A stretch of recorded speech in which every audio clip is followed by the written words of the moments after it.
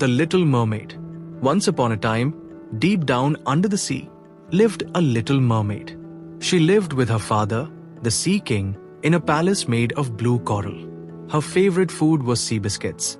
The Sea King told all the merfolk that they must never go up to the surface. He thought humans were just too dangerous. But the Little Mermaid thought humans were very interesting. She loved checking out the old shipwrecks on the seafloor, collecting all the old human things. One day, she was out swimming with her best friend, the crab. They were quite near the surface.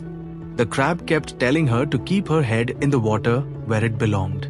Then she saw a boat pass overhead. She went right up to the surface to get a closer look. She could see a handsome young man playing with his dog. The young man was a prince. As the Little Mermaid watched, a big storm blew in, and the dog's lead fell out of the prince's hand. He stretched out to grab it, but fell overboard with a great splash. The dog was barking his head off. The prince started sinking deeper and deeper. The trouble was he was a terrible swimmer. In fact, he could swim about as well as a stone. But the Little Mermaid swam down and scooped him up. She brought him back to the beach and sang softly to make him feel better. Once, he opened his eyes a little bit and saw her kind face looking down at him. Then he fell fast asleep. When he woke up, he promised himself that he would find the girl who rescued him. He wanted to thank her. He looked and looked, but couldn't find her. He didn't know that the girl who had saved him wasn't in the kingdom, but under it, in the sea. When the Sea King found out that the Little Mermaid had been to the surface, he was furious. He only wanted to protect her, so he decided he would stop her interest in humans once and for all. He used his magic trident and smashed all of her human treasures to pieces. The Little Mermaid was very upset and burst into tears when she saw all her broken treasures.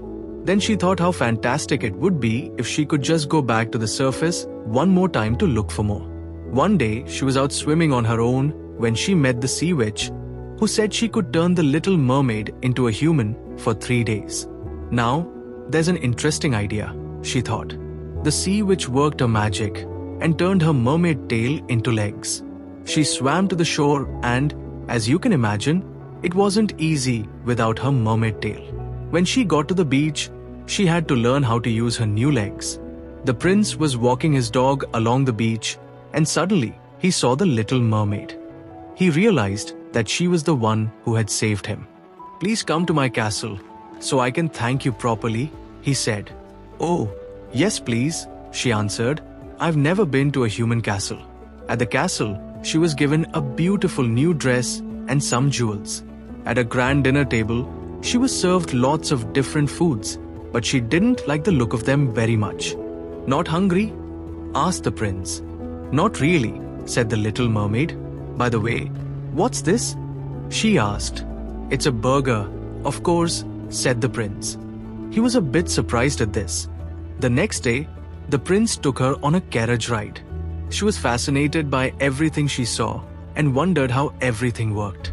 At the end of the day, the prince took her out on a rowing boat. She took one look at the deep blue water and realized that she really wanted to go home. The Sea Witch had been watching all this in her crystal ball. That girl has got a choice.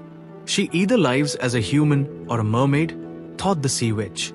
The trouble was that the Little Mermaid really liked the prince, and the prince really liked her. So did his dog.